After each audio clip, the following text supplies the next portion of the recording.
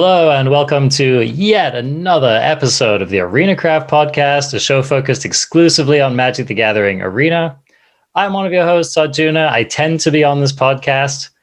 Our returning host, the wayward son, the prodigal son perhaps, Covert Go Blue has returned from his long journeys into the ether. His planeswalker hair swept back, his face fresh with new tails. Welcome back to your own YouTube channel, Covert Go Blue. Oh my gosh, it's me. Yeah. It's me. It's CGB. What's up? I actually crawled off of my deathbed to be here today. No, I just have a cough. I have a thing in my throat. I'm fine. I'm totally fine. You and Danny did a great show last week, though. Thanks, man. It is bizarre how good you are at this, and I can forget because I'm here every week, but to just like tune into a show that I'm regularly a part of and listen to it and be like, wow, that's a cool show. You know, listening to it like with fresh ears, like as a fan again, it's like, that's a good show, man. So great job. Awesome, dude. Thank you. Thanks for hearing that. You know, I might not be the best Magic player on this podcast, but I try to be a good host. So we'll start there. I'm pretty sure you beat me in our like 5-deck showdown. So you're not allowed to put yourself down without bringing me down with you. We're attached now, so watch out.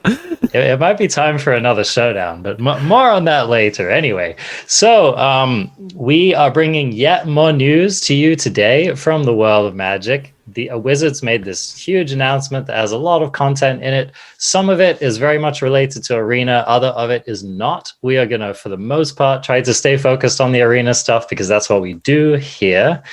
But yeah, man, I mean, the world of Magic is not slowing down by any means. Wizards is not slowing down the presses, as it were. They're just churning out the cards, some new cards, some old cards.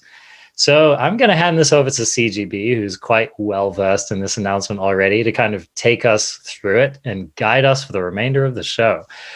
Although, actually, I just realized that I did want to answer a question before we do that. Before the reins are handed to the one in Best of One who will surely drive it completely into the ground, let's take a brilliant lightning round question from the Discord. Yes, indeed. Okay, so we're going to have to keep this one brief, CGB, because I'm sure that we could spend a long time answering this. But I think that now is actually a good time to be answering this question because we have rotation kind of looming. And so TTT333 asks, as a free-to-play player who doesn't have the time to collect every rare from each set, what cards would you recommend crafting for a player who likes to play a variety of decks? I'd also be interested to hear more general thoughts on what kinds of cards to craft.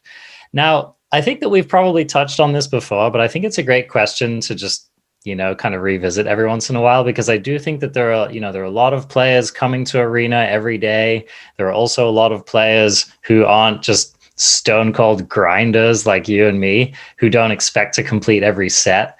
And so I like touching on this question. So I'm going to just cover a few things first, and then I'll hand it over to you, CGB. The first thing is that you have to consider rotation, right? So we have a rotation coming up. It's going to happen in the fall, which means that we have something like 4 months, maybe not even 4. I don't know the exact dates, right? It's approximately 4 months for the format to stay like it is, right? And so you have to keep that in mind. And so, for example, if you're a player who's wanting to craft into Standard and be competitive in Standard right now, you are by necessity going to have to get some amount of Eldraine cards in your pool. It's just because Eldraine's kind of dominating the direction of Standard, and it's kind of hard to build a deck without Eldraine cards in it. But having said that, I think that that's the first break point that you have to consider is like, how in on Eldraine am I going to go? And how much do I want to build around that accordingly? Because obviously, like if you want to build a deck like Team or Adventure, that's just going to rely extremely heavily on Eldraine cards. And it's going to rely on a lot of mythics too, you know, like some Brazen Borrowers and, you know, your Great Henges and stuff like that. So it's not a small investment. So yeah, I played Team or Adventure today with 18 mythics. I mean, ugh, that's just like, the person asking this question is probably not looking to sink that, right? They're probably not looking to sink that investment.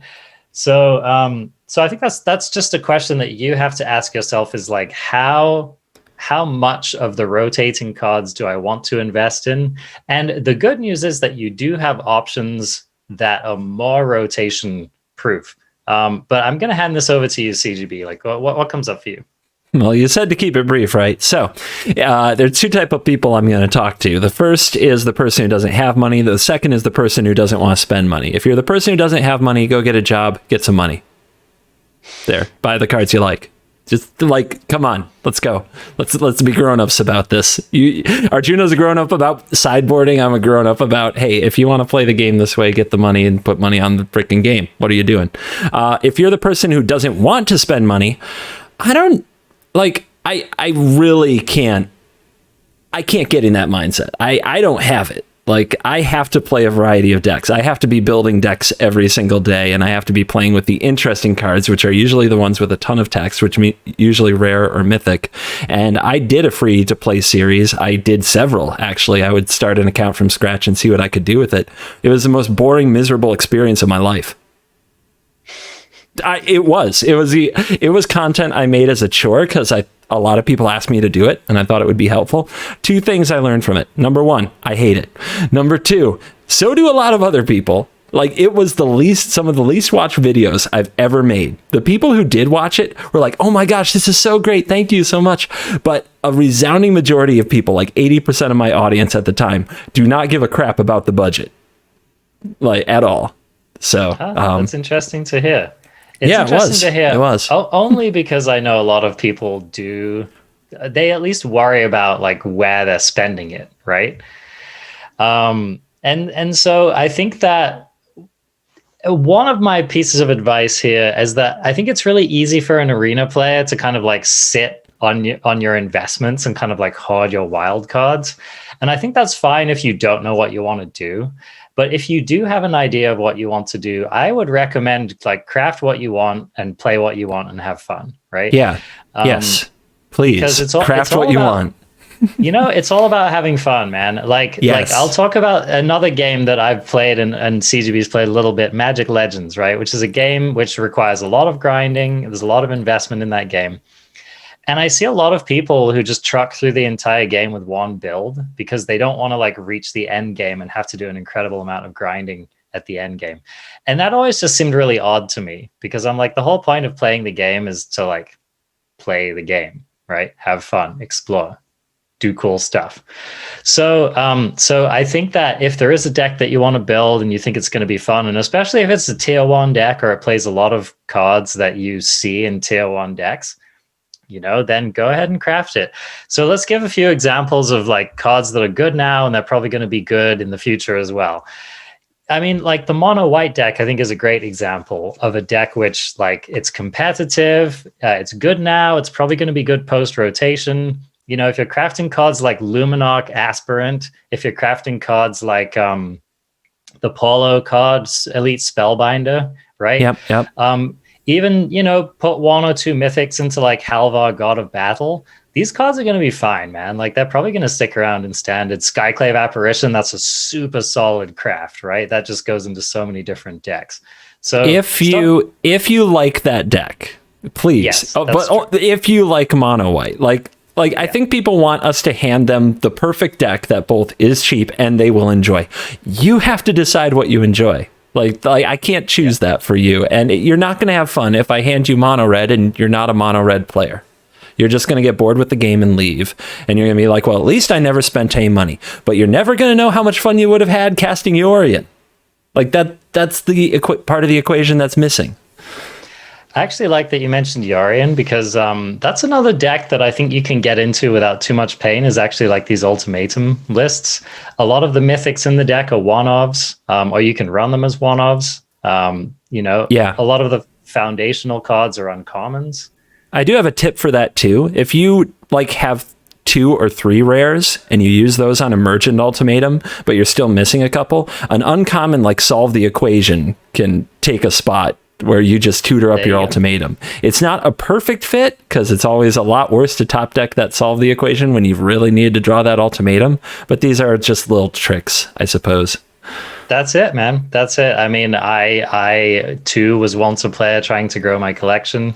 Yeah, there's a lot of tips you can do. Just put a cantrip in your deck, right?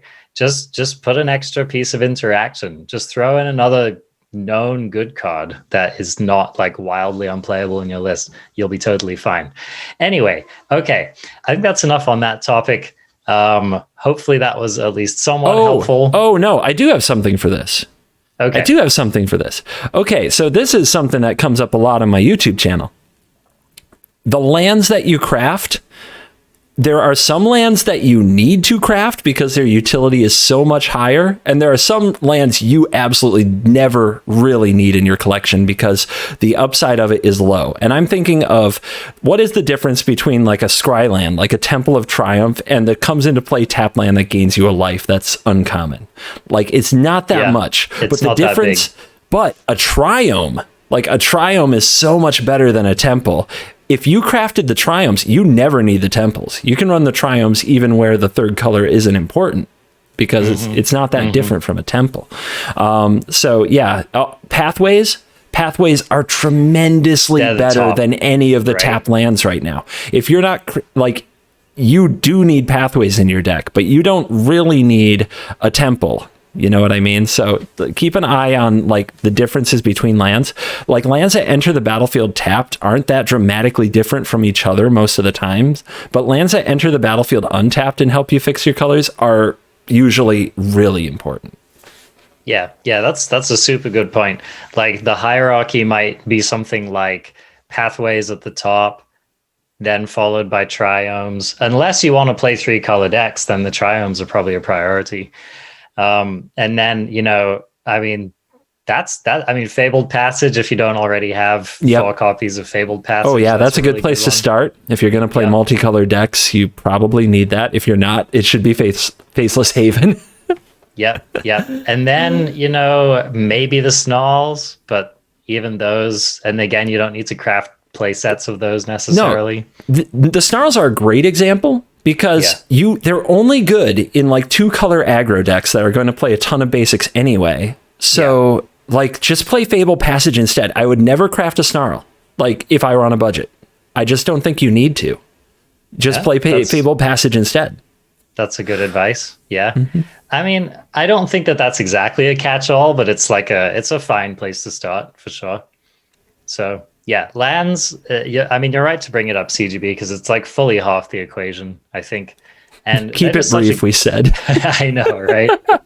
The genie is out of the bottle. Yeah. Well, I'll allow you to satisfy your desire for talking, CGB, by transitioning us into this announcement. So let's go.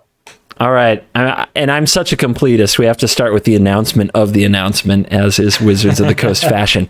So Wizards tweets on, what was this? This was on May 5th. So they tweet that tomorrow's weekly MTG stream is going to be legendary. We've got all kinds of news and reveals on Twitch at time, blah, blah, blah. All right. Yeah. So when the Magic Twitter comes out and says we're about to announce something legendary, I would like to believe we're going to hear something really interesting, and especially given the history lately of just bizarre decisions, announcements, and things that generally seem to make people unhappy. I specifically hoped that this wasn't going to be another ad. You know what I mean? Another promotional only. I was hoping that we'd hear about maybe what the World Championship is going to look like, the return of organized play, or what their plans were, or maybe not a detailed calendar, but at least an outline of what that was going to be. And this wasn't anything quite like what I hoped for. It had a few like kind of large announcements, but it's mostly a product announcement. Did you feel that way when you first heard that there was going to be a big announcement from Wizards? I somehow managed to miss it altogether. Good play. I'm on Magic Twitter, and I usually see all this stuff flying around, and for some reason this one just passed me totally by. So I kind of picked it up on the back end. Well, I feel, in my opinion, that because this was mostly just talking about all the different cards that are coming out and not what I would consider a legendary announcement, they used up their clickbait play on me. You know, they it's not going to work next time. I'm not going to dedicate part of my stream to seeing their new products quite as freely.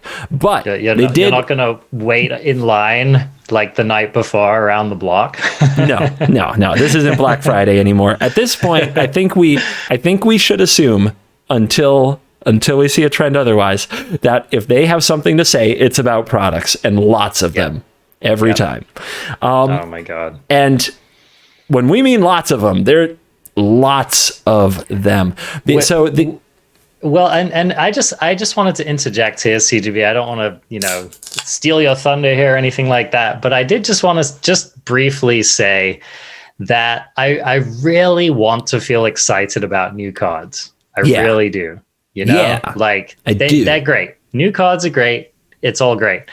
But I have to say, man, like the early spoiler season for Strixhaven last time and like now this, it's just a bit much. It's a bit much for me. I don't know if other people in the community are feeling the same way, but like I'm in this mindset of like, I'm like, man, what's going on with Strixhaven? What's happening in Historic? Like I'm just getting my mindset around to like, we have this new set. It's here. How's it actually going to look? Right. And already I'm getting like beaten over the head with not only more standard playable cards, but also like more historic cards. I mean, the ink hasn't fully dried on the freaking Mystical Archive.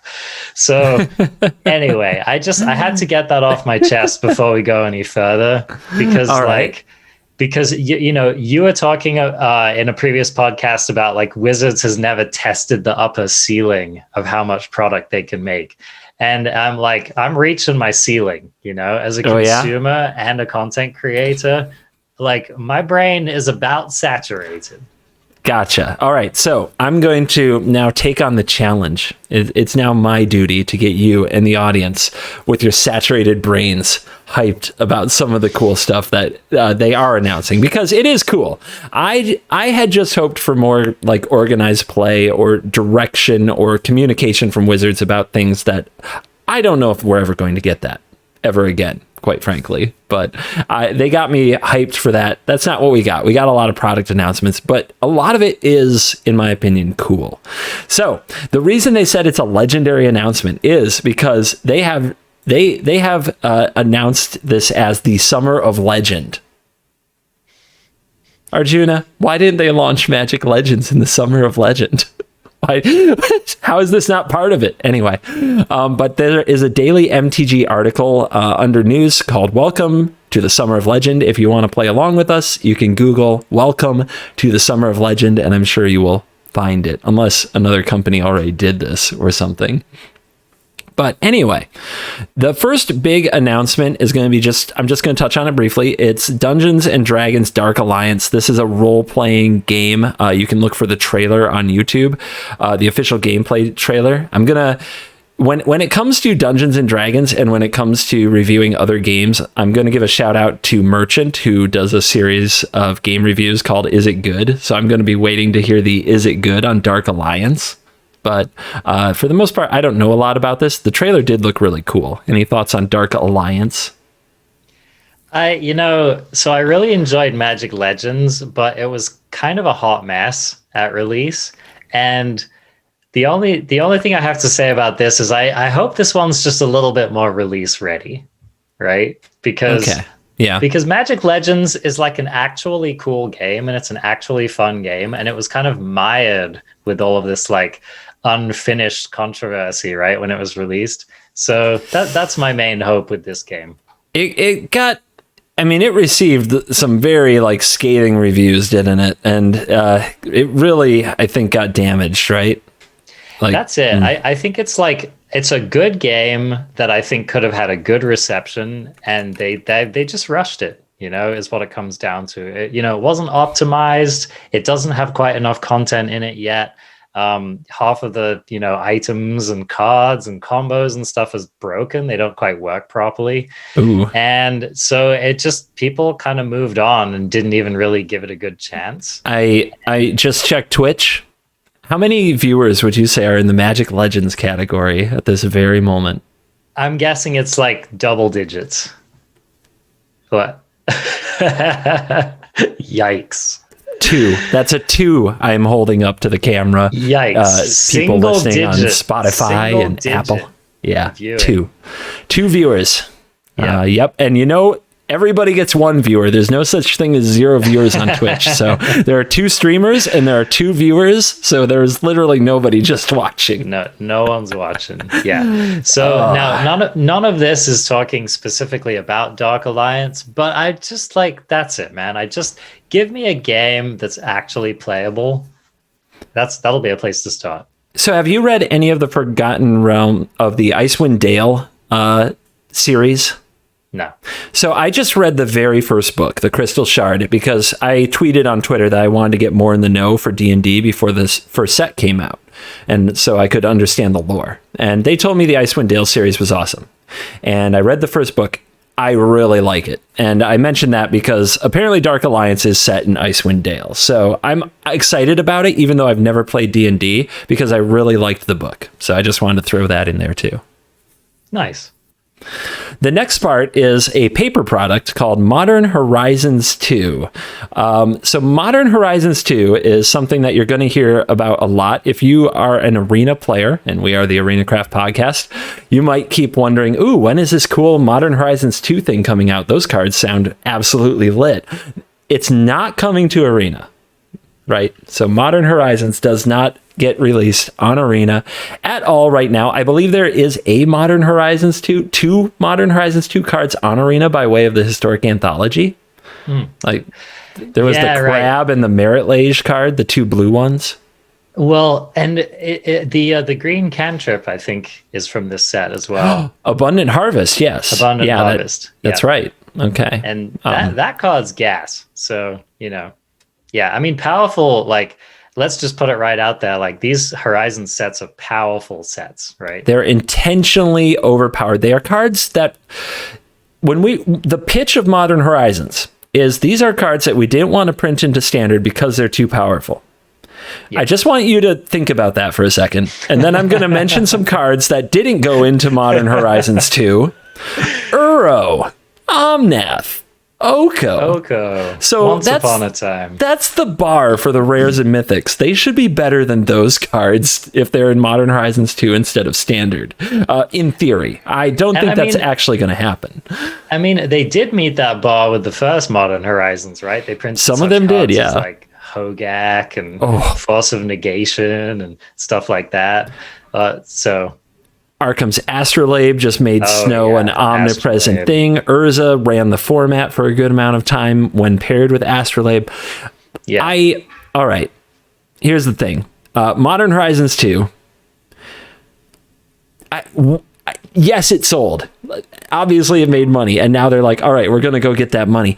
I can't believe this is a good idea.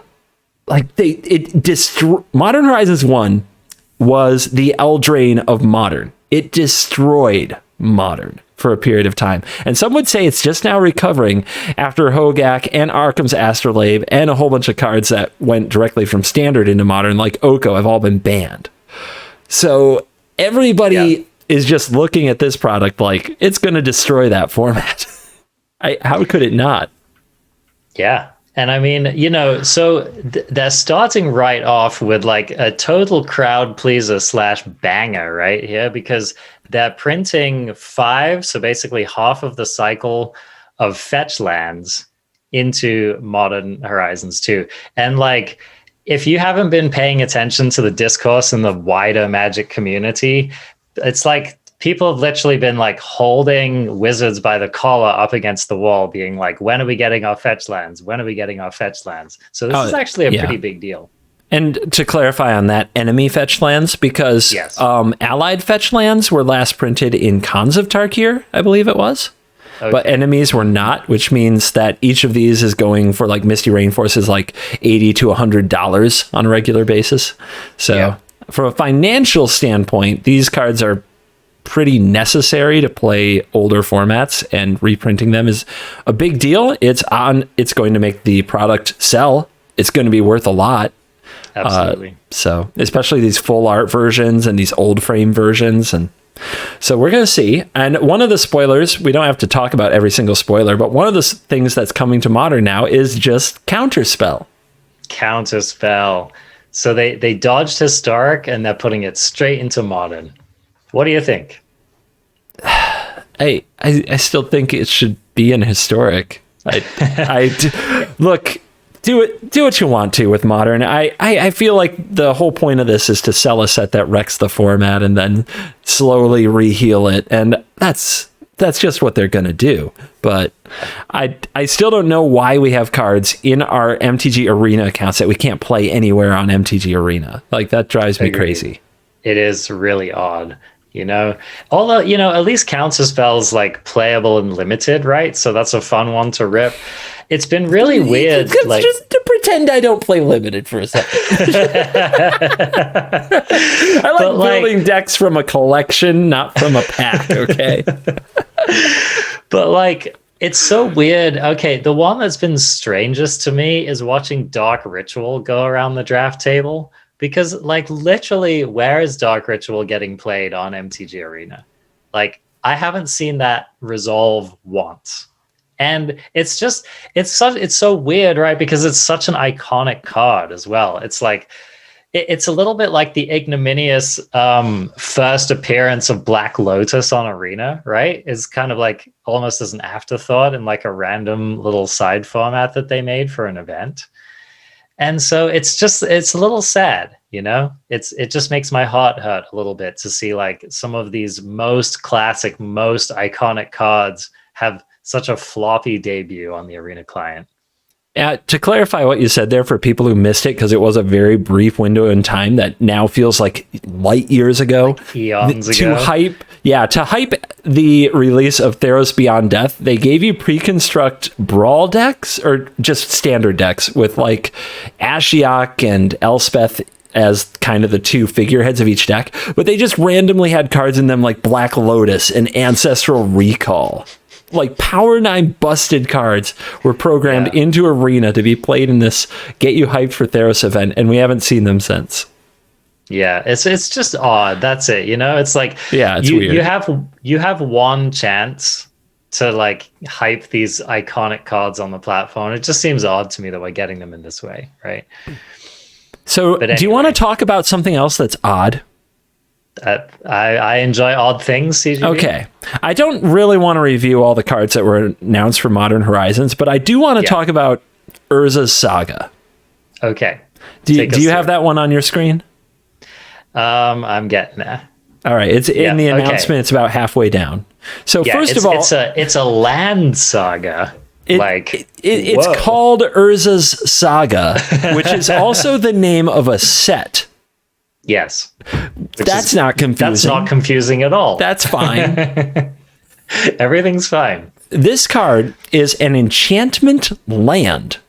An enchantment land. They've done creature lands. But hold up, I missed that it was an enchantment. Oh, snap. Yeah. It is an enchantment that is also a land.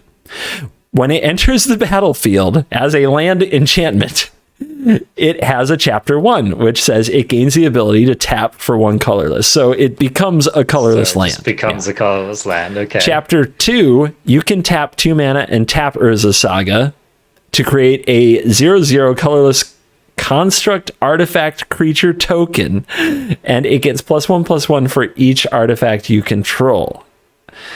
Okay. That's quite an ability on your land. That is very good. And then chapter 3, remember, when chapter 3 goes off, you sacrifice this card. So it doesn't sit there as a colorless land afterwards. It still goes to the graveyard, which is kind of wild. But chapter 3, search your library for an artifact card with mana cost of 0 or 1 and put it onto the battlefield, then shuffle. This card's not going to cause problems anywhere, CGB. You're going to tutor for an artifact. Like a Black Lotus. For a Lotus, for a Mox, for a whatever it is that you want. So the reason it doesn't say cost for 1 or less, I mean, I'm assuming that there's some busted stuff it can do.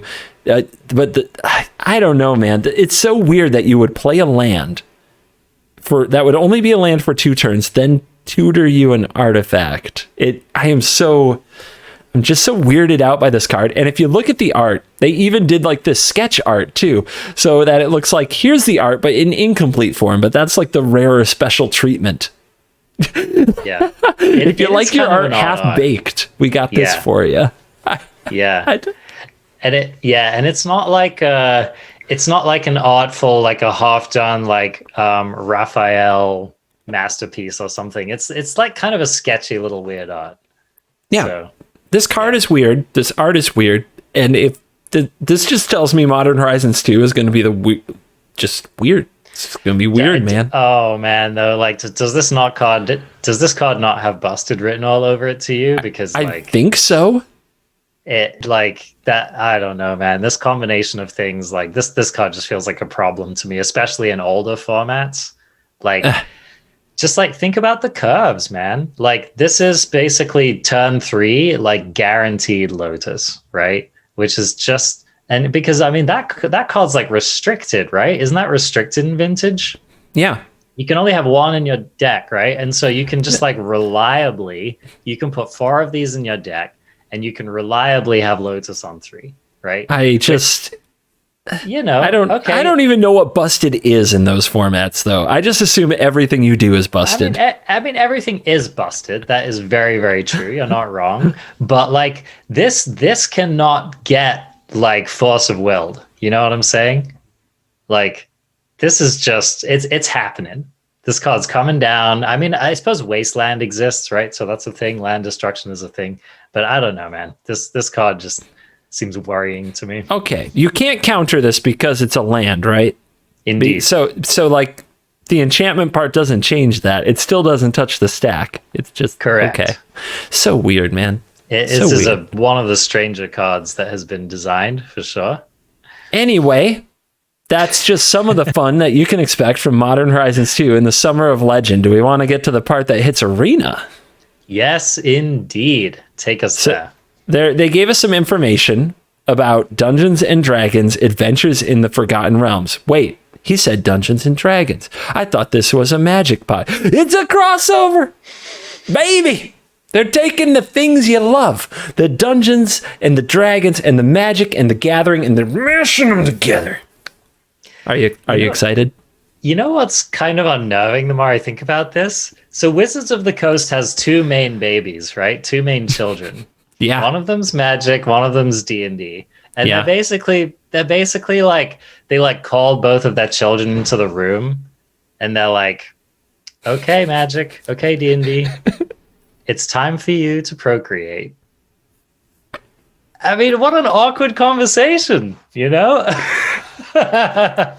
It's just for the Summer of Legend, okay, guys? It's just for sweet summer. It's just a summer romance. You two have to stay in the same room and get really, really acquainted. Oh, anyway, it didn't occur to me how incestuous and weird that was until right now. So we can move along. But yes. Are you sure? I'm not sure I can move along from that. All right. So with my very, very limited D&D knowledge, I'm looking at the art here. It shows a dark elf or drow, whose name should definitely be right on the edge of my lips because he's the main freaking character in the book. But for some reason, because I'm recording a podcast and I have podcaster brain, I have forgotten it. It'll hit me like a freaking truck in a minute. But that is a dark elf who can summon a spirit panther named Guinevere. So that is the spirit panther Guinevere, and the drow, who is the main character of the freaking book I read that I've forgotten, jumping in to fight a dragon. So I'm excited to see one of my favorite characters and his spiritual pet as the centerpiece of the set. That's pretty awesome. All right, cats are still cool. The spirit panther is like one of the best things about it. Anyway, I believe it. This will be available on July 8th. They pushed back the release date for paper on some of these things, but July 8th is the drop day for the Dungeons and Dragons set on MTG Arena. Now, I want to call your attention to the line right above that says June 29th is when previews begin. June 29th, previews begin. What? Are we in the future right now, CGB?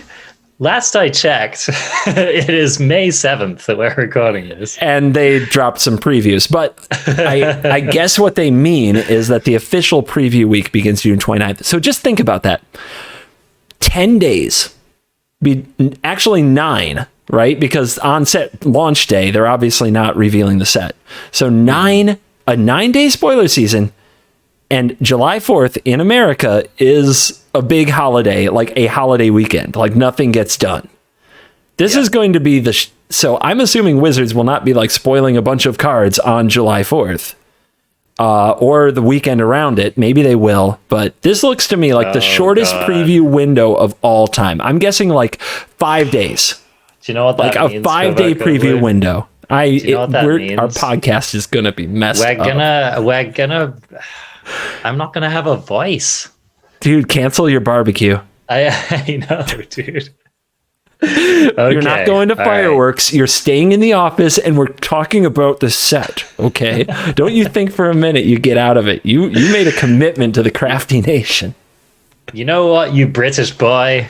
You have to stop celebrating the 4th of July and show up to work. I think I can do that, CGB. It might be harder for me. It might actually be a lot harder for me to get out of the family get-togethers. But, I mean, I'm just telling you, like, we're going to have to, like, train for this. We need, like, a montage. We need to, like, be working out and, like, doing, like, vocal warm-ups because if we learned anything from the last set review, we can get worn down doing too many hours of this in a row, and seriously. it can make us look at cards differently, you know? Seriously. Well, that's just what I was thinking, man. Thank you for sticking with us through the Strixhaven spoilers, Crafties, because yeah, I mean, that was a slog. I look back on that with some remorse. Yeah, me too.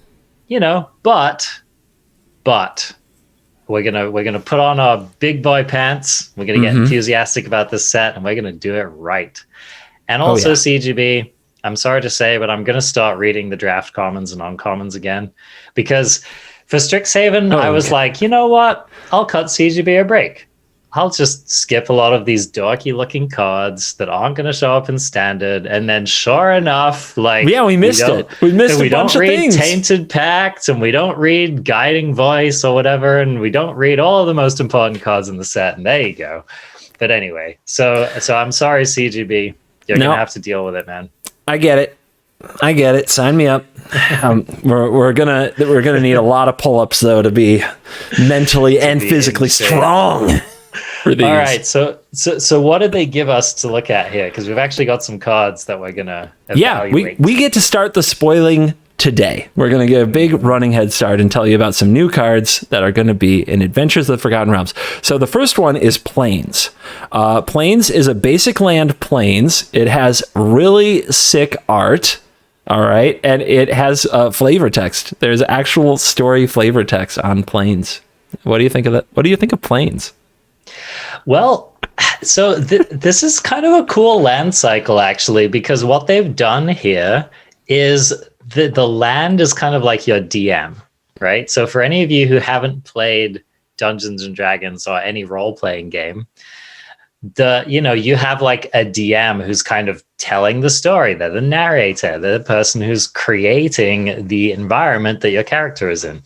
And so we look at this flavor text on the plains, and it says, venturing beneath the desert sands, you've discovered an alien power pulsing with inconceivable energy, which is cool, by the way. That's a fun little lead in there. Yeah. But I think that it's breaking the fourth wall a bit here, right? This is the first time that I know of that like the lore, the flavor text of a card has addressed the player directly, right? So I never thought of it that way, but you're right. It's kind of interesting. They broke the fourth wall. They did. Huh. Now, I mean, I guess Walking Dead really shattered the fourth wall. yeah, that's true. I mean, there is no wall. It's stepped on. The wall is already stepped on. But I thought that was interesting. No, that is interesting. I also want to say, like, all these lands look really good. I think the art looks really cool. I really want full art ones. Yes, because I think they'll look great. Sick. The island looks, no surprise to anybody out there, but the island to me looks amazing with like a whirlwind tornado type thing going on. Oh, so nice. So nice. One thing that stands out to me is that the aesthetic looks quite dark, right? So like there's a lot of shadow in these lands. Like, you know, even the plains is kind of shadowy looking. So maybe that kind of portends that it's going to be somewhat of a dark themed set. Well, we can get into our first cards and look at how dark those are. And it's kind of funny that they chose some hype cards that they seem like they're made to play on tropes in D&D. And they had a guy from the D&D department on the stream, like telling you why these are funny D&D jokes. I still don't get it. So people are going to leave comments, and that's just the way it's going to be. But the very first one here is Portable Hole. Portable Hole is an artifact. It is 1 white mana. And it says when Portable Hole enters the battlefield, exile target non-land permanent an opponent controls with mana value 2 or less until Portable Hole leaves the battlefield. What do you think? This card's gas, dude. Isn't it? Yeah. So Glass Casket has seen plenty of play in Standard, and this is half the cost, and it hits 2/3 of the things. So I imagine that mages like you in particular are going to be happy about this card because it lets you do something like on turn 3, exile your 2-drop and leave up Essence Scatter. Right. These are the kind of play patterns I'm thinking of. So the question in my mind is, how much do we miss for not being able to hit those 3-drops, right? Your opponent slams an Annex and you're looking at Portable Hole like, what am I doing with my life? I can't think of a competitive or serious deck where Portable Hole does nothing. And that's that's the important thing about it.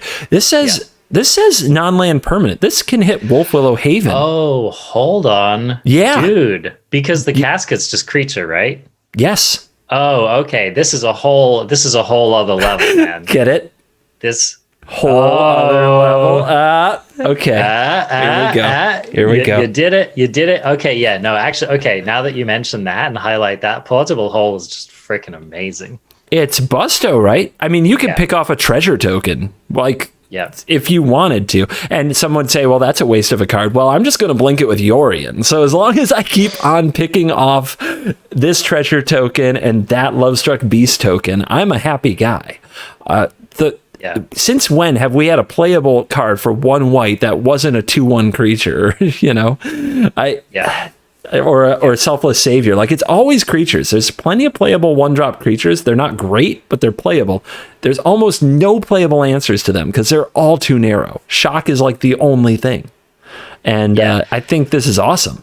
Yeah, like, this is so sick. Like, let's say you're in a control mirror, right? And it's game 1, so you're just playing your control cards, and your control opponent plays their Maze Mind Tome, and you take your Portable Hole, which was going to be dead in the matchup because your opponent doesn't play cheap creatures, and you slam it down, and your opponent cries. So like I said, I can't think of a deck where it's dead because of that. Yeah. You go ahead. We finally have a playable answer to Edgewall Innkeeper that isn't Bonecrusher Giant, or Frostbite, that isn't red. Oh, that's great. The only one I can think of is I forget the name of the companion, but any deck that runs the Hippo. Oh, God, that's fine too, though. Like I said, you can if they run like Magma Opus, which my version of that deck does, you can still pick on treasures, just nab the tokens and stuff. Magma Opus makes a 4/4. I guess you have to deal with it sometime. Shark Typhoon. Yep. Just get them. Get them. No, it's true. Cards gas. I think this might even have a big impact on whether or not token cards that make tokens are actually good. because it's just 1 mana to answer whatever token you generate. So it's almost like an afterthought. It's pretty good. Here's my question, CGB. How far back in the formats do you think this card will be played? Like, I could see this card seeing play all the way back to Vintage. Like, Anywhere where, yeah. I don't know those formats, so I can't say, but this strikes me as like a playable card just across Magic. I believe that to be true. I don't know enough about Vintage, but like from what I've watched of Legacy and Modern, this would definitely reach those formats, because usually the older the format gets, the more the cheap cards are just coming together, the things that were printed that were way better than rate. So if this is standard playable, I mean, it'll go back. This and it's an uncommon. It's not a rare, by the way. Yeah. That is kind of awesome in a way because usually when they make a card that good, it's a rare. So that's a good trend. No, this card is stone cold sick. Plus the flavor is excellent. Yeah. Well done. This card and Yorion are only going to be together for only like 3 months in standard. Can you believe that?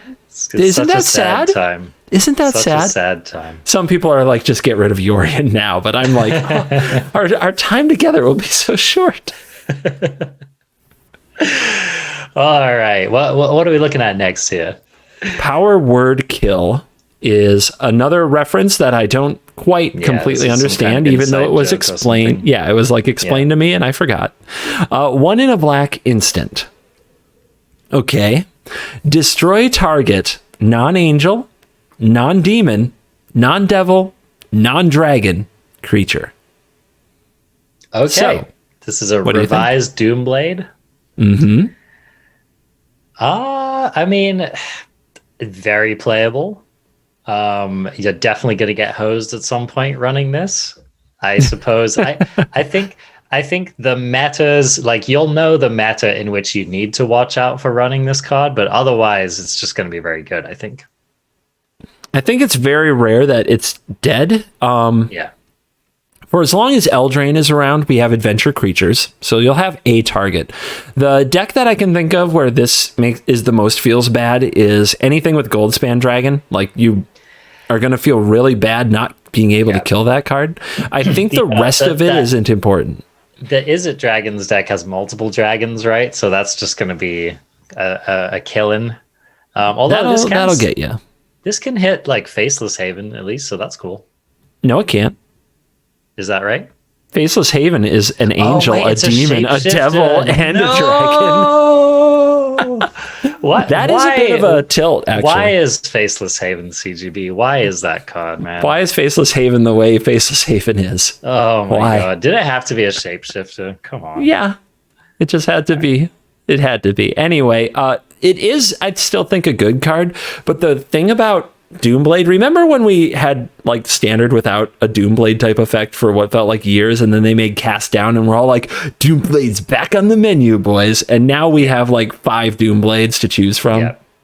Like, it's just another Doomblade, so it's another 1 or 2 of to go with your mix of Heartless Act and Eliminate, Baleful Mastery, Flunk, Bloodchief's Thirst, Grasp of Darkness, whatever. No biggie. No, so you're right. Like, it's a real saturated spot on the black curve, right? Oh yeah. They wanted. You know what I think happened is that people were like complaining that there were too many Uros and too many this and too many that, and Wizards was like, here, just take a bunch of answers. Here's a bunch of cheap answers. Maybe that'll pacify the plebs. But that's ridiculous because they put draw a card on the Uro and the Omnath so that I can ignore these things. We don't discuss such technicalities. It's fine. They banned those. It's fine. All right. Are you ready? Are you ready for number 3? All right. Lay it on me.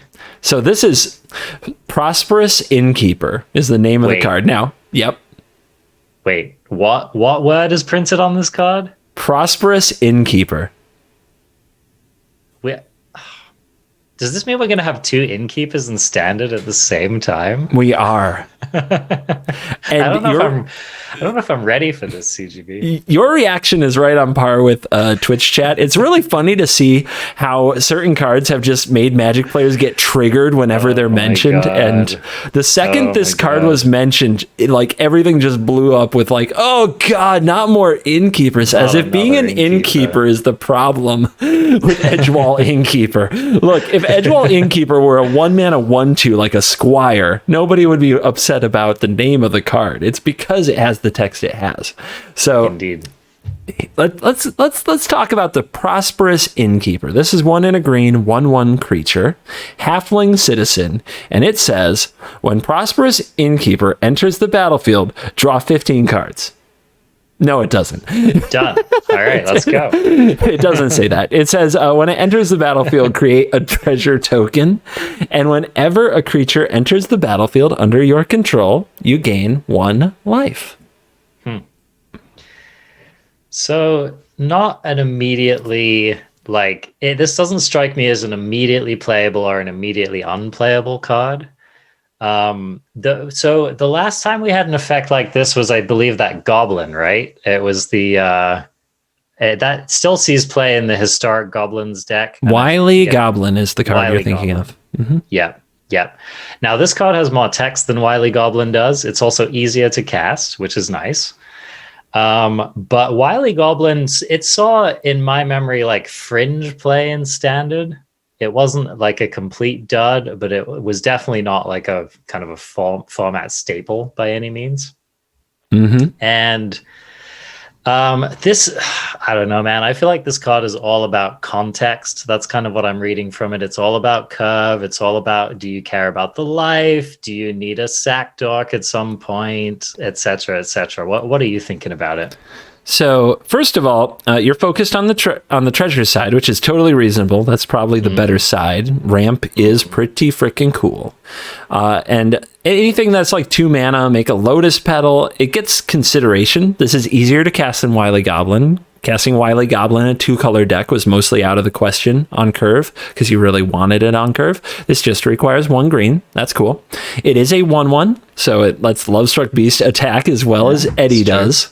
Yeah, so that's kind of helpful.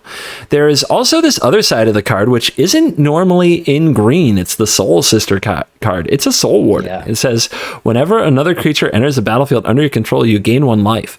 And there is, because green needs everything, there is this life gain synergy stuff sneaking into green. And it started in the last set, started in Strixhaven. There's the Green Dean, the black and green one. It's Valentin on the front, and I think Lizette on the back, which says whenever you gain life, you may pay 1. If you do, put a +1/+1 counter on each creature you control, and they gain trample. That's kind of good. That's a line of text. So this is giving green something it usually doesn't have access to. Usually white has to have this kind of effect, and it ramps as well. I bet that there's a deck that's going to want this. It definitely reads as a card that will be in consideration in multiple archetypes, and I agree with you. I'd be surprised if it doesn't show up somewhere, and I wouldn't be surprised if it shows up a lot more than that. All right. What's better, this card or Tangled Florahedron? Yeah, that's a great question. It all depends, right? Like, I think post Bone Crusher, I would say the Tangled Florahedron, but right now it could be the Innkeeper. Because even if they kill your Tangled Florahedron, you basically lost out on a land somewhere down the line, and you didn't get to make any mana. With this, even if they kill it, even if they Bone Crush it, you get a treasure to use for a future mana. It passes the Bone Crusher Giant test. Like, if they Bone Crush this, they don't feel great about it. You still got something out of it. No, that's true. Well, and especially, this is what I read, like, you put this in a deck where either the treasure matters or the curve matters, right? So, like, if you're consistently trying to hit a 4-drop on turn 3, or if you're trying to curve into some other kind of a configuration, or maybe you're trying to, like, do something with your Goldspan when it hits the board, or do something with your Galazeth Prismari when it hits the board, right? You don't just, I don't think anyway, that you just toss this into your deck because it's like a generically good card. And so, yeah, so in that situation, it already did its work. It made the stuff. Yeah, your opponent doesn't feel good about zinging it with the Bone Crusher Giant, and you're off to the races, right? Yeah, but you know, Tangle Florahedron can just be played as a land, which is nice. And in a land light hand, the Florahedron might be better because, you know, you just slam it on turn one as a tap land, and it helps you keep hitting your land drops. So yeah, but I think there's a lot of play to this card, certainly. There's also the fact that it does make an artifact. Like maybe there's something that requires artifacts. An artifact in play makes it better, right? And this is just a sweet little play. It kind of costs 1 mana because you can, if you have a way to use the mana right away. That's true. Like you can play it on 3 and then have 2 mana up for interaction, which is cool. Oh yeah. So here's my question, CGB. Is this going to get Yorian? Oh yes. Dude, you gain life. You gain life when stuff enters the battlefield, and you make more treasures. How do we not Yori in this card? How do we? Yeah. I can't not Yori in this card, dude. It must be done. Must be done. There you go. So we're looking at some kind of like bent Yorian deck with Portable Hole and Prosperous Innkeeper. It's going to be great. Well, the next card, if you don't mind me moving along, is not Yorian worthy. Unfortunately. It's not Yorian worthy? Yeah, I know. Why not? I'm going to need you to review it because I just can't, you know. Well, why not? All right. I'll get to it. Okay. Tiamat is a 5-color dragon. Tiamat is 2 and a Wooburg, a white, blue, black, red, green for a legendary creature dragon god at Mythic. It's a 7/7 flyer.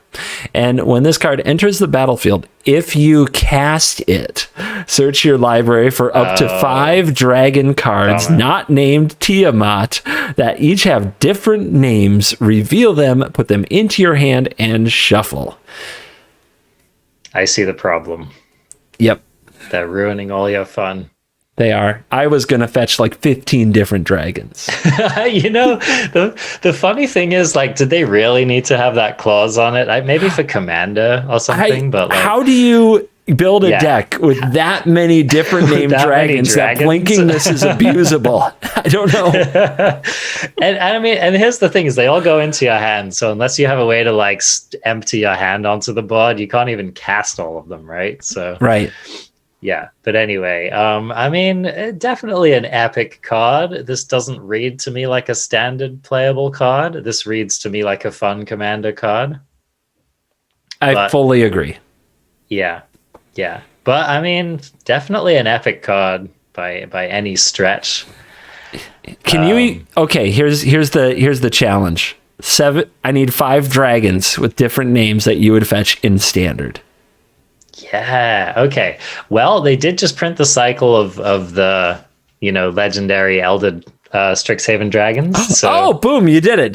There you go. Just all 5 of those. Man, that's cheating. I didn't think of that. I'm so mad. So mad. All right. Can you name them all? That's a great question. Okay, so there's Galazeth Prismari. Yes. Tanazir Quandrix. Nice job. Shadrix Silverquill. Good job. Belladros Witherbloom? Yes. And what's the freaking Lawhold one? Why can't I remember the Lawhold one? Okay, yeah, you helped out. All right, Velamarcus Lawhold. All right, all right. Good job. You know what? Someone's been paying attention. Hell yeah. So, those are the 4 cards that we've done there. No, they did give us some more. We have more. They did give us some more. Well, okay. So we don't have text on this, but so it's just like a little teaser. But they did give us a Beholder. So here's my question to you, CGB. I want for you to put the text on this card. What is this card? Put the text on the card. I don't know anything about the Beholder other than what I heard on the stream. Just and it's a common. Oh, it's a common? It's a common. Yeah. Really? When I saw that, I was like, oh, well, I'm totally de-hyped. They didn't give us the text. They just gave us these frames. It's probably just some stupid like 6-3 for 5 or something. Yeah, probably Yargle, right? Yeah, it's gonna be some kind of Yargle card. Exactly. It's actual Yargle. It's vanilla 9-3 for 5. Done. It's the non-legendary version because Yargle was too broken. Yeah, exactly. I guess they did give us another card. They gave us the Buy a Box promotion card. Well, so if you scroll down, we actually there is one more card. Oh, you're right. Yeah, the Buy a Box promo card. Exactly. Okay. So I'll read this one. Yeah, Vorpal. So this is a spicy one. 1 black artifact equipment at rare. Equipped creature gets +2/+0 and has Death Touch. And I'll read the equip cost first. The equip cost is black. And then it has this one little line of text on it here. Pay 5 black. Until end of turn, Vorpal Sword gains whenever equipped creature deals combat damage to a player, that player loses the game. Control finisher? What do you think, CGB? This card's a freaking meme.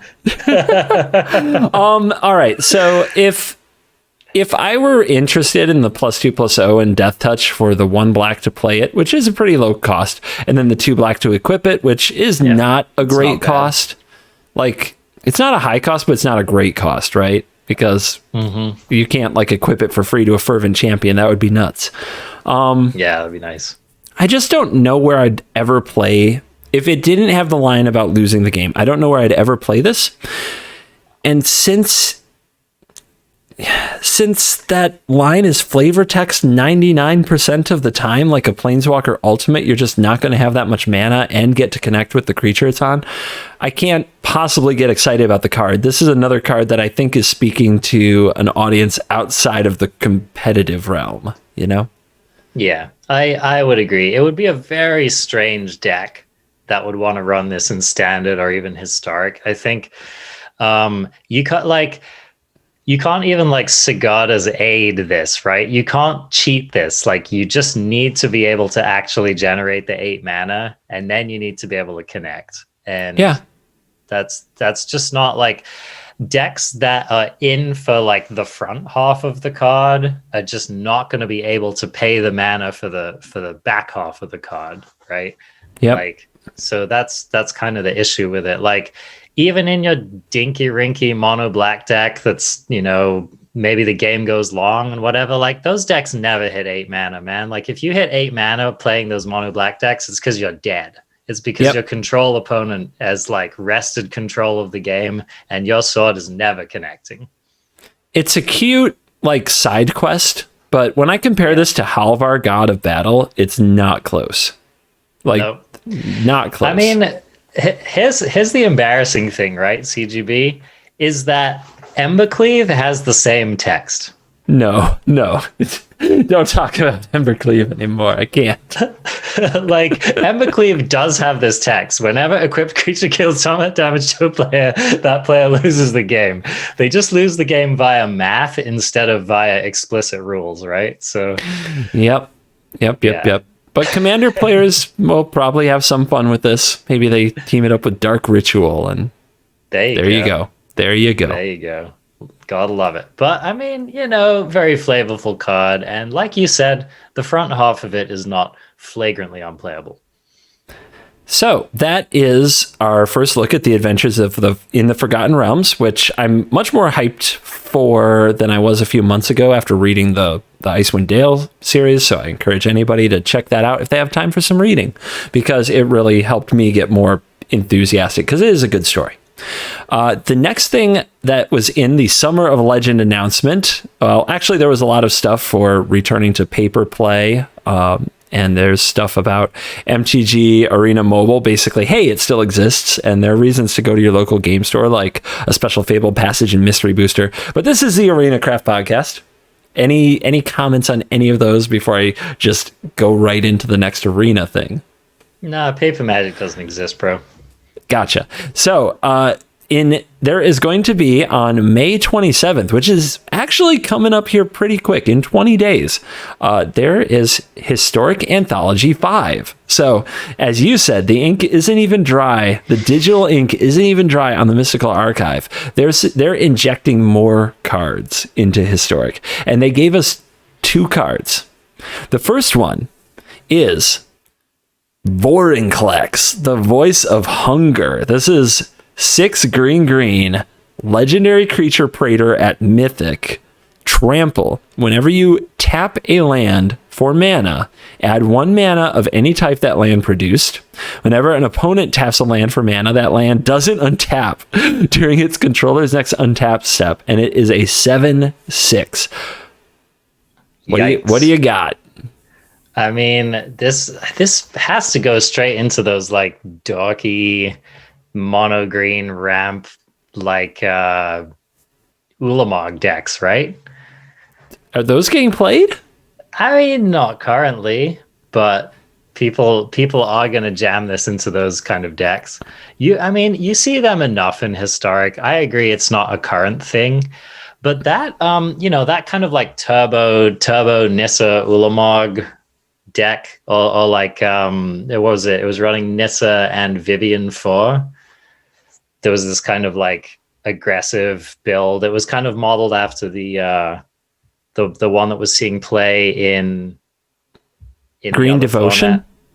In Pioneer. No, it wasn't Green. Yeah, I guess it was the Devotion deck, right? In Pioneer, yeah. But so that deck was like semi-competitive at one point. Anyway, but that's neither here nor there. I mean, this is just a top end in like a lot of different decks in the format. I guess it's not as top endy as Ulamog, right? So if you're trying to power out a big creature or like an Ugin, right? Like, would you rather resolve a Vorinclex or an Ugin? Who knows, right? Yeah, I don't know. But 8 mana. 8 mana dies to Doomblade. That is true. Yeah, that's pretty brutal. But I could see it in the mix, like in a reanimated deck, or like let's say you can cheat this out and have access to your mana in the same turn, right? Like let's say, here's an example. Let's say that you cheat this into the graveyard and then get it back with Elspeth Conquers Death. On that turn, you basically have like turbo Nissa mana, right? Yeah, there's probably a lot of ways to make a lot of mana. It's a battleship card, right? This is another like Nyx Bloom Ancient. Like this is a Timmy Rejoice level mythic, right? Yes, that is exactly the classification.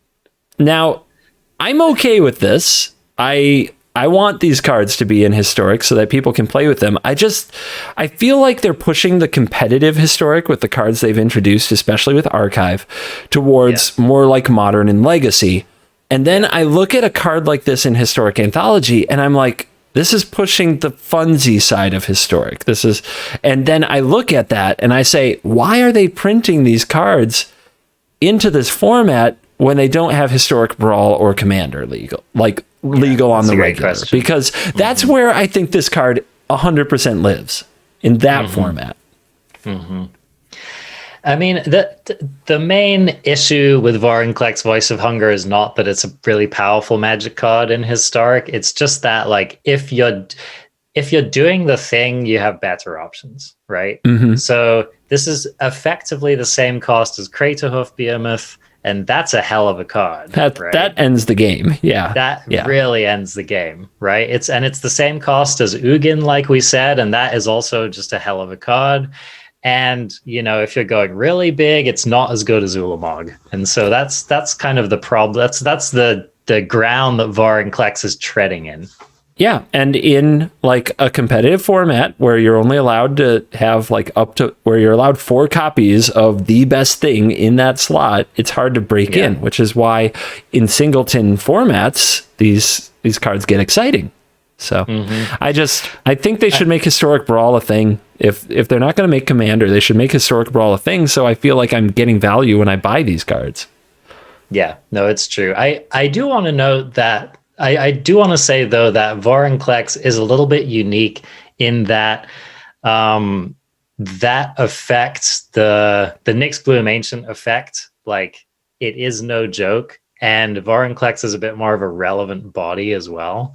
So there are like very, very niche applications. I could see that being like a deck in Historic that specifically relies on Vorinclex, and I'm not necessarily suggesting that it's like a competitive deck, but I could see it fitting in. All right. What about Whirler Rogue, this other card here? So Whirler Rogue is 2 blue for a 2/2 human rogue artificer uncommon. And when Whirler Rogue enters the battlefield, create 2 1/1 colorless Thopter artifact creature tokens with flying. Tap 2 untapped artifacts you control. Target creature can't be blocked this turn. This card had its time in Standard where it was part of some competitive decks near the very end of its time. So, like, there was the Running with Scissors deck, which had Ensoul Artifact that turns any artifact into a 5/5 creature, and Whirler Rogue cranking out Thopters, making those things unblockable, was often a lethal threat. I played a ton of this card in Magic Duels in Thopter Tribal type decks, so it has some playable pedigree. I'm wondering if there's a place for it. Is there an artifact deck in Historic that really wants, like, a critical mass with bodies, or where unblockable is really strong? Anything like that?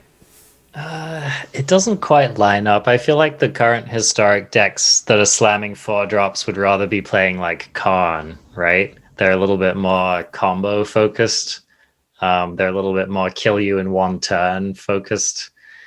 So yeah, it's hard for me to see this fitting in exactly. I mean, it's a cool, like, the interesting thing about Whirler Rogue is that it really is more useful in creature matchups.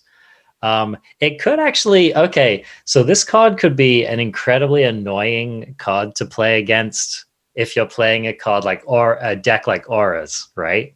You're like suiting up this big threat, you're dunking a bunch of enchantments onto this, one creature, and then your opponent just taps it down. And then let's say the next turn your opponent makes some more artifacts, right? You mean chump block it? Oh, no, you're right. Sorry. I was misreading the card. I thought that it tapped a creature. Okay. So actually, no, this card's a lot worse. Yeah. I don't see it. I don't Yorion. see it. Yorion. No. So here's the thing. I would have been excited about curving this into Yorion once upon a time. And then the more I think about it, it's like, this is how some of these cards just changed Magic, right? You think about Questing Beast and Embercleave versus this card. Yeah. And it's like, oh God. Remember when Lingering Souls was not just a standard all-star, but a multi-format all-star? Yeah. Like, Young Pyromancer is another card that people are like playing, but probably more than they should, considering that it doesn't do anything against the... Like, I really think that cards like Questing Beast and Embercleave have changed the world. You can't chump block anymore in these formats and get away with it. Making little bits of material doesn't do it. The opponent has ways that just power right over the top of it. And especially putting 4 mana into that, Embercleave costs between 4 and 2 mana the same turn, and Questing Beast is also 4 mana. And it's like, what are you doing? Yep, that's it, man. It's not broken enough. It's not busted. We want our 4-cost plus cards these days to be real game enders. It's like, would you rather be spending 4 mana on this, or would you rather be spending 4 mana on Collected Company? And I guarantee you that in the deck that this goes into, Collected Company is still just probably the better card, right? If this were 3 mana, maybe it would go in that deck, but that's what I'm saying, man. 3 mana, now we're talking. Yeah. But I don't think we're curving Whirler Virtuoso into Whirler Rogue and feeling good about it in this format. So these are only 2 cards from the Historic Anthology 5. But if this is the power level that we can expect, like, who should buy Historic Anthologies and why? I mean, I anticipate this will be like perhaps the least purchased Historic Anthology and the history of Historic. Like, and I think that the Mystical Archive has a lot to do with that. I think if people have any extra like gems floating around or any extra whatever, they're just going to be putting that into, you know, getting the fourth copy of Time Warp or whatever, like actually competitive busted deck they want right now. Yeah, I feel like the Historic Anthology, say that you're a person who doesn't play Historic and you're relatively new to Magic player on Arena, okay?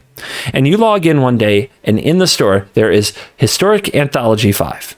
And it shows you some pretty cool cards. Like you read through them and you're like, wow, these are pretty, like these do a lot of things. I wish these were in Standard. Like it would be pretty fun in Standard. And you buy Historic Anthology 5 and say, I'm taking the plunge. I'm going to be a Historic player. Like these cards really speak to me. And you build decks around these and you go to ladder. And keep in mind, if you are a Platinum, Diamond, or Mythic Standard Magic player, that's where you will be playing Historic. It's the same ladder. So if you're in Diamond and you start playing Historic Diamond ladder, you are going to play against people playing Diamond level, power level decks in Historic, and you are going to get dumpstered. Yeah, I'm just afraid. Okay, like don't you think that's probably what's going to happen? You're going to go up against Brainstorm, Faithless Looting, and these really like well-built machines because a lot of attention is on Historic now, right? Yeah. So I feel like they're selling the wrong narrative. I feel like this is a product that's going to feel like a gotcha. Well, so the last Historic Anthology release that they had, you know, it did actually have some like impactful cards, right? It had Death Shadow in it. These cards didn't get played at all in the League weekend. I agree with that, but many people built decks around them, tried them, and they were, you know, they affected the format, right? Or another example is the Sawtooth Tusker, right? Like, you know, that card has seen some play in Ponza decks. I don't know if it's good enough, but like people have sleeved it up and brought it to tournaments, right? So, you know, like, so cards from that anthology did see play. And so neither of these cards is going to be it. So, you know, like if there's bangers in Historic Anthology 5, they have yet to be spoiled, right? They have yet to be previewed. All right, so here's my question. Why can they sell a Historic Anthology 5 bundle of these new cards that might not impact the format, but they can't sell a Historic All-Stars bundle with, like, Faithless Looting and, you know, Brainstorm and the Shocklands? I mean, because that would be actually good, Covert Code Blue. Okay, that would actually be worth the money. I'm trying to look out for the people trying to get into Historic, and they have this argument, and you can't get away from it. It's too many wild cards, and it's unattainable. Which is true. Yeah. If they did sell that Historic All-Stars bundle, it would be like 10,000 gems, right? But, I mean, at least it has a price tag. At least you now know where you're going.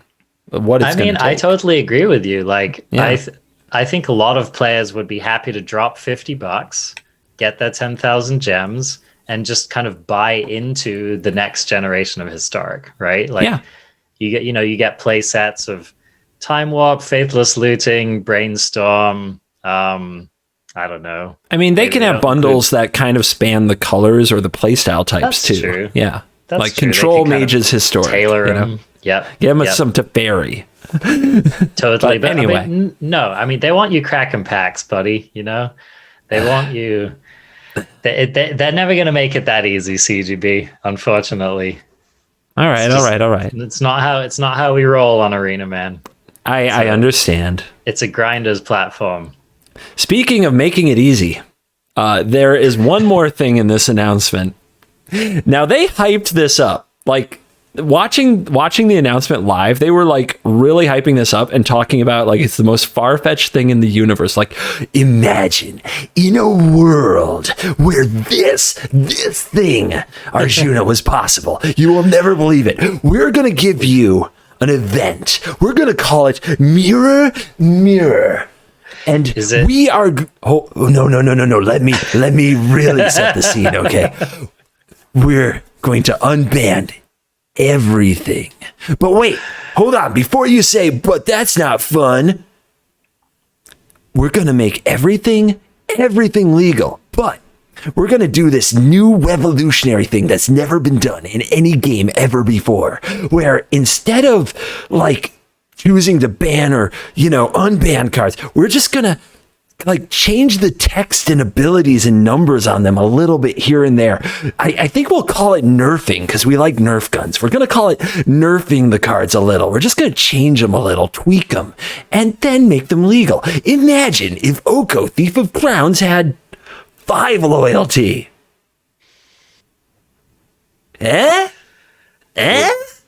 Would you call it legendary CGB? Oh my God. Okay. Yeah, this legendary event, they even have that text. This legendary event won't stay around for long.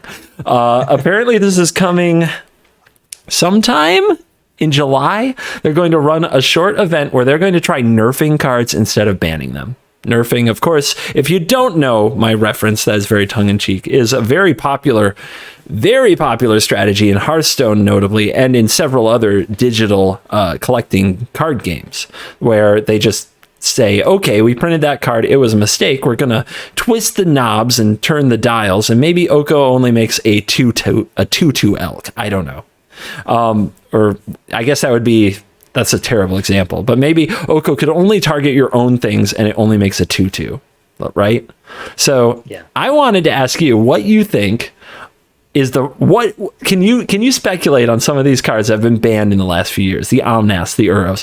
What is the nerfed version that they're going to release in this event that is no longer ban worthy?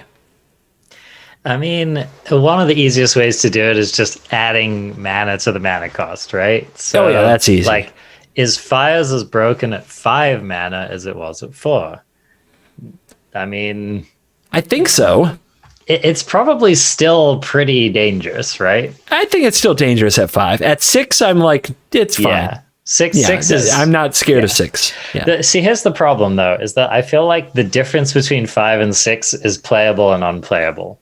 Like, that's kind of... It often is. Yeah. So...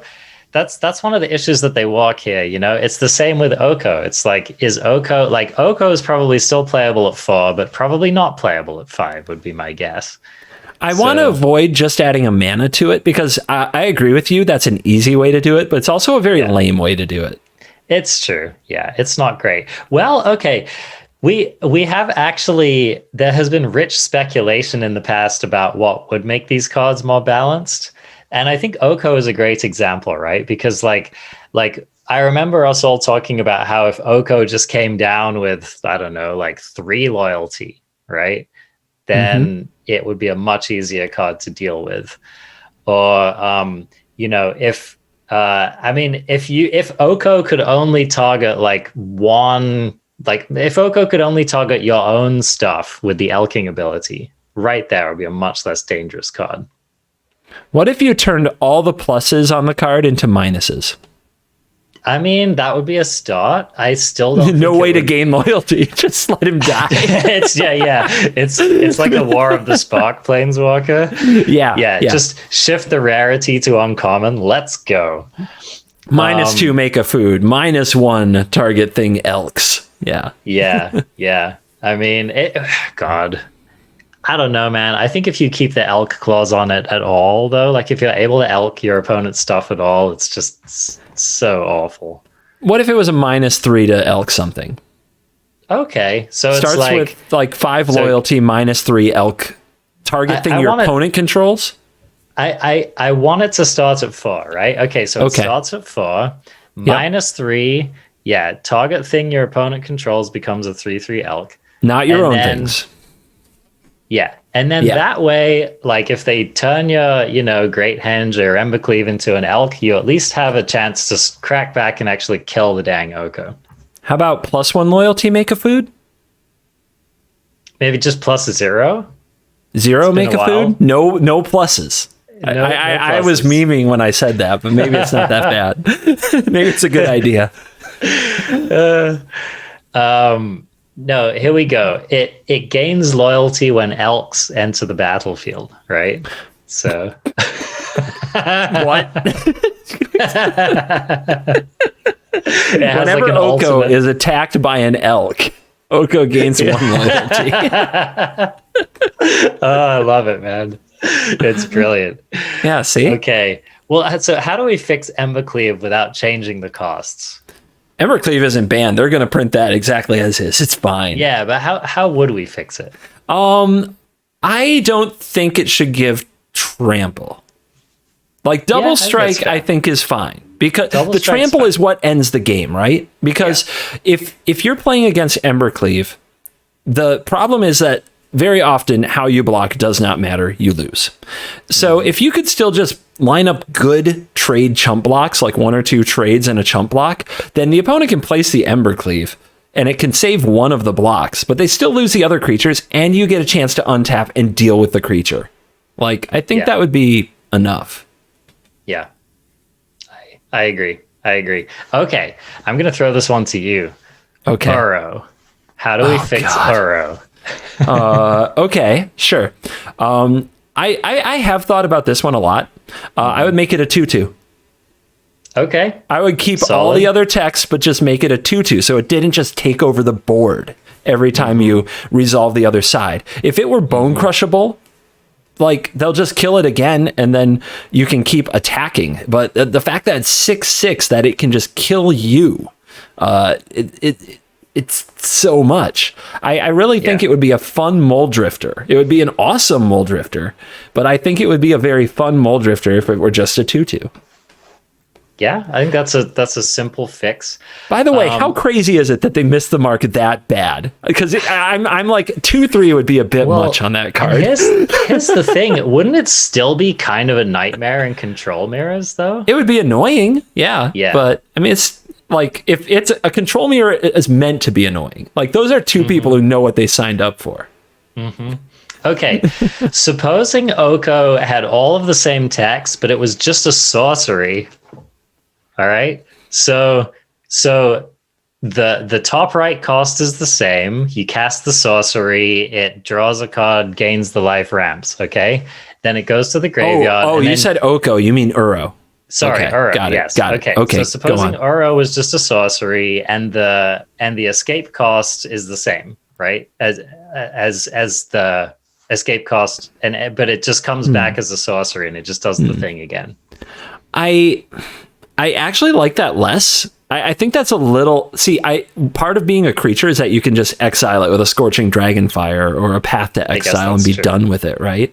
And sorcery, you have to interact on the stack. So I actually like that less, to be honest. Interesting. Yeah, so do you still think it would be a good card? Like, yeah, I'd play it. I mean, it would still go into control decks, right? And ramp decks. I'd play that card. I'd play that card all day. Yeah. That sounds like one of the sweeter escape cards that there is. That's true. I mean, you're right, man. It is just so ridiculous that we can literally turn it into a sorcery, literally remove the body altogether, and it's still like a potentially busted card. Yeah. I would get really annoyed with that card. At least a creature, creatures there are ways you can deal with. But sorcery, you're just on the stack doing that all the time. Oh man, it's like Sphinx's Revelation and Elixir of Immortality. Remember, if you remember that, it was very fun to be that person. It was terrible to be the opponent. Yeah, not a great win con, I gotta say. Yeah. Well, what would you do with Omnath? Omnath, man. I think maybe, okay, so one way that you could somewhat fix Omnath is just by changing the order in which the triggers happen, right? Yes, I feel like we talked about this, but go on. Maybe we did. So maybe if the losing the life one happens first, and then remind me so there's the make mana one. What was the other one? So the very first one is 4 life, which I think is fine. Oh, yes. The second is make the mana. The third is to do the damage. So I think if they did the damage first, then the life, then the mana, I think that would require like more work to really get the infinite thing going on. Here's what I would do. I would make the first one to do the damage, because I do want, like, I don't want Omnath to be the stabilizing force. You know, I want aggro decks to still be able to win, and just Omnath coming down gaining life was often felt like game over, right? Yeah, so I would have do the damage first, because it's hard to play a 4-color aggro deck, right? And then second would be gain the life. Third would be make the mana. Fourth, I would have it as a fourth trigger instead of a free freaking effect. Fourth would be draw a card. You have to hit 4 land drops to get the card out of this thing in the same turn. I'm going to make you work for the freaking card, because that's the part of the card to me that's 100% egregious. Yeah. Egregious. Didn't need it. I mean, they could just remove the draw card text, right? Yep. You could do that. Yeah. But they wanted something for the blue. Like the theme of the thematic of the card is to have something for each of the colors. Yeah. I guess that's true. Yeah, so Maybe I would just make it uncounterable or something. I don't know. I think if it's the 4th land drop in a turn to draw a card, I think that's reasonable. If you dropped 4 lands, you can have a card. Yeah, okay. I think that's fine. Okay, how about this? Every land drop after 4 has a drawback. Oh no! So you can have too much of a good thing, right? Take 4 damage. It would stop people from drawing, from storming off and winning the game in a single turn, right? Dude, just make the 5th one when the 5th time this triggers each turn, lose the game. There you go. I love GG. it. I love it, right? Playing with fire. I don't know, man. Or how about the 5th time a land enters the battlefield this turn, you lose the game? You could get lethal by Gross Spiral. Yeah, you could get lethal by Spiral. You could get lethal by your opponent's Fabled Passage. Oh my lord! Twice. You'd think twice. Oh my lord, dude! All right, I love it. I love it. We should be allowed to design this event. We should. Just we've gone from being an art review podcast to being a game design podcast. Let's go. Yeah, dude, how is it that we were just a couple humble guys talking about Magic cards, and then, a year plus into this, we're now game designers and art critics? Weird. It's like talking on the internet just leads you to places where you share your opinion, whether or not they're fully fleshed out and completely educated. It just happens. I mean, if I ran the country CGB, now here we go. If I owned the sports team CGB, oh my gosh, yeah, I'm going to be the GM of whichever sports team you like. You out there at home, yes, we'd turn that ship right around. Right around. You know what? We're not going to turn around this ramble that we got into. So I'm going to throw it over to you to wrap it up. All right, yeah, we're definitely not going to turn around the tendency of 1.5 hour long podcasts. But, thanks for sticking with it, crafties. CGB and I, we take 1 week apart and we just can't get enough, man. So I just miss you, man. I've been saving the words. It's been so long. So, yes. All right. Business Arjuna, you can find the ArenaCraft Podcast on Covert Go Blue's YouTube channel. So you can go and watch this in video if you want to see CGB's fun little hand gestures right now. You can also find us on Spotify. For some reason, people have a hard time finding us on Spotify. We are there. Just search again. We're there. We're also on most of the other places that you might find podcasts. So you can take us on the road with you while you're driving. Don't watch, just listen. You can also find Covert Go Blue on his YouTube channel if you were not aware that he runs a YouTube channel. He happens to run a fairly popular YouTube channel, as a matter of fact. You should go check him out there. He also streams during the week on Twitch. I also occasionally stream on Twitch at the ArenaCraftPodcast account. All right, crafties, that's going to wrap it up for this week. And I'm stoked to return next week to talk about the next product announcement, Covert Go Blue.